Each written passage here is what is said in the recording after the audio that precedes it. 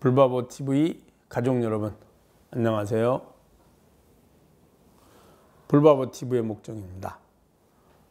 요즘 날도 덥고 많이 어렵죠? 이때가 바로 공부할 시기입니다. 공부할 시기란, 공부할 때라 하죠. 공부할 때란 바로 진여자성을 찾을 수 있는 때입니다.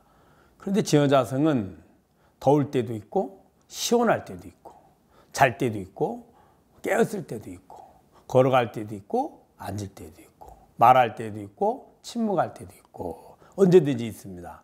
그건 언제든지 있는 자성을 찾으면 되는 거죠. 덥다 그래서 자성이 없어지거나 혹은 시원하다 그래서 자성이 새로 생기지 않습니다. 그래서 언제 어디서든지 진여자성을 일깨울 수 있는 그때, 그게 바로 해탈 열반을 이룰 수 있는, 수행을 할 수 있는 때다. 지금이 바로 그때입니다. 자, 오늘도 직지 함께 보도록 하겠습니다. 남전 보온서사 편이죠. 귀신이 엿보다. 남전서사가 장원에 갔다. 장원의 주인이 미리 준비해 놓고 스님을 영접하여 맞이하였다. 남전서사가 말씀하였다. 노승은 평소에 출입할 때면 다른 사람들이 알지 못하도록 하였는데 어찌하여 이렇게 일찍이 준비한 것이 이와 같은가. 장원의 주인이 말하였다. 지난밤에 토지신이 와서 알려주었습니다. 왕노사와 수행력이 부족하여 귀신들이 엿보게 되었구나. 시자가 곧 물었다.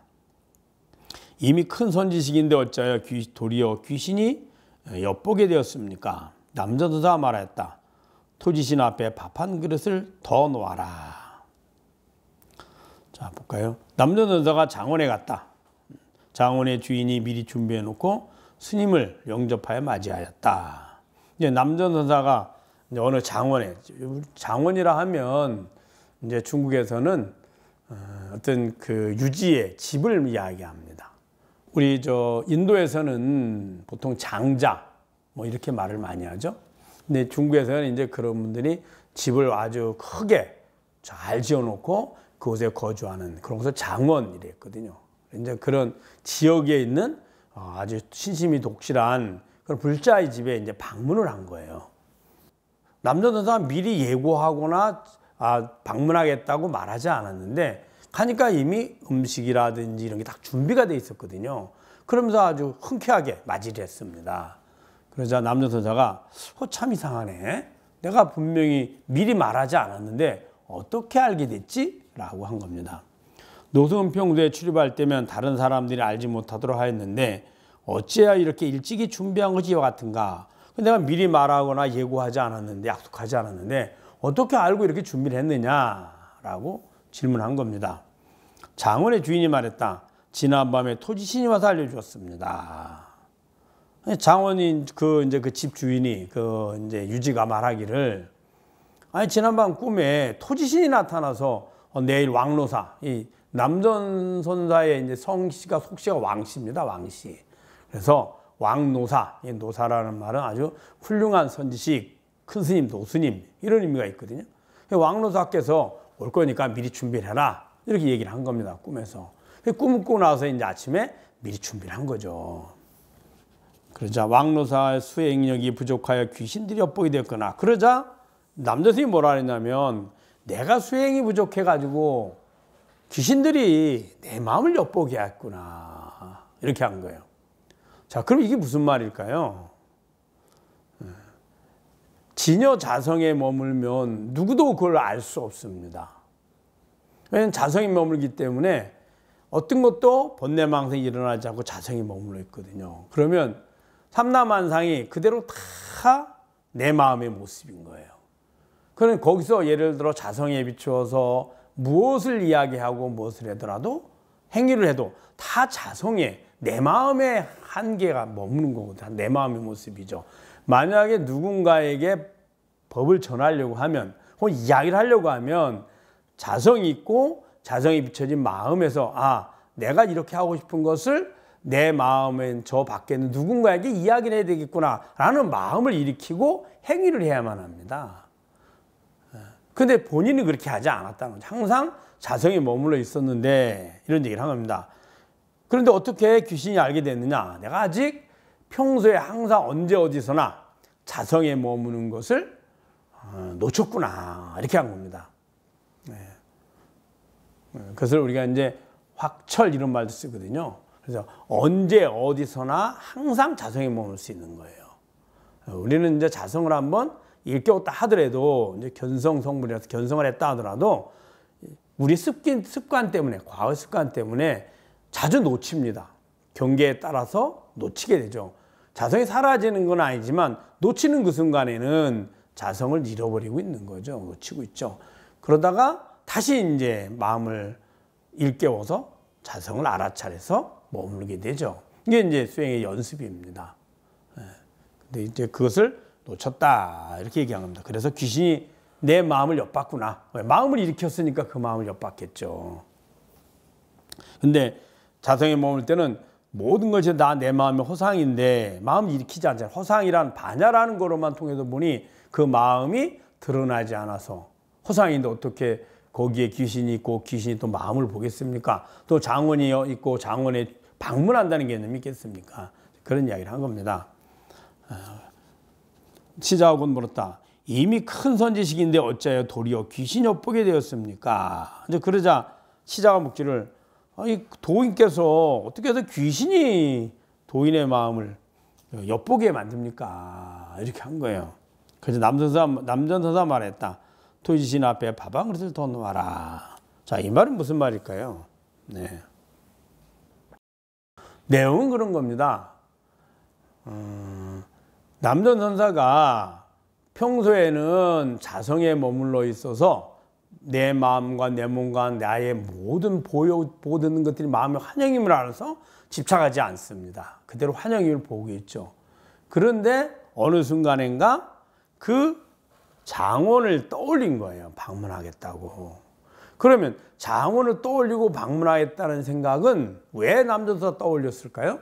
그건 자비심입니다. 부처님이 자성에 머물러 있지만 그 자성에 자비심을 일으키고 그 자비심에 의해서 중생들이 다 부처님의 가르침을 알아들을 수 있도록 화신을 놔두거든요. 인간에게는 인간의 몸으로, 아귀에게는 아귀의 몸으로, 혹은 저 천신들에게는 천인의 몸으로, 출가 수행하는 비구, 비구니에게는 비구니, 비구의 모습을 놔두어서 그들이 가장 잘 이해하고 알 수 있는 언어로 이야기를 하는 거죠. 우리들이 부처님의 경전이 부처님의 인간의 모습이고 그 다음에 인간의 언어로 지금 남아있는 것은 지금 저와 이 방송을 듣는 여러분이 다 인간이기 때문인 거예요. 즉 자성은 그대로 있지만 그대로 반야의 모습이지만 그 반야에만 머물러 가지고는 중생을 제도할 수 없는 거예요. 그들이 알아들을 수 있도록 자비심을 일으켜야만 합니다. 그러나 근본 자성은 그대로 그곳에 있죠. 그 모습을 이야기한 겁니다. 즉 자비심을 이야기한 겁니다. 그래서 법성계에서도 불수, 자성, 수연성 이런 말을 씁니다. 자성은만 지키지 않고 인연 따라서 낳든다, 이룬다 이런 말이거든요. 그래서 그 자비심을 이야기한 겁니다. 그래서 그 시자가 큰 스님이 어떻게 해서 마음이 여기서 이제 시자가 물은 것은 자성을 놓치고 번뇌망상에 순간적으로 끌려간 게 아니냐 이런 식으로 질문하니 뭐라 했냐면 아니다.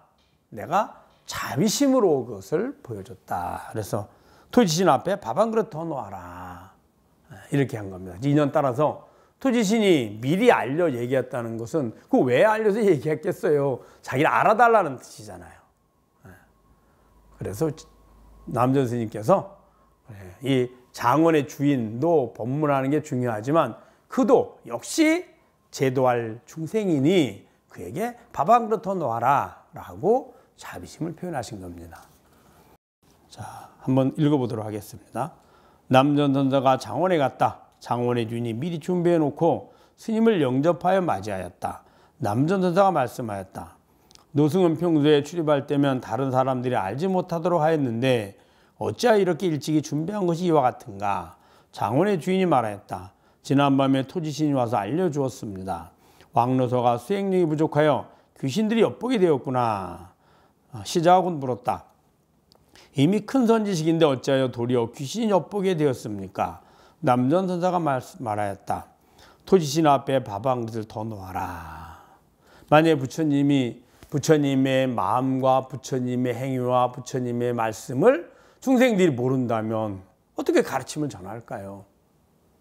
짐짓 일부러 알 수 있도록, 더 잘할 수 있도록, 더 잘 이해할 수 있도록 30 이상 80종을 지니고 또 모든 중생들이 원하는 그 모습으로 놔두고 또 그 중생들이 가장 잘 이해할 수 있도록 그 중생들의 말로 표현을 해주고 이게 부처님의 화신의 모습이고 자비심이고 원력이거든요. 근데 그 말씀을 하신 겁니다. 여러분 잘 아셨죠?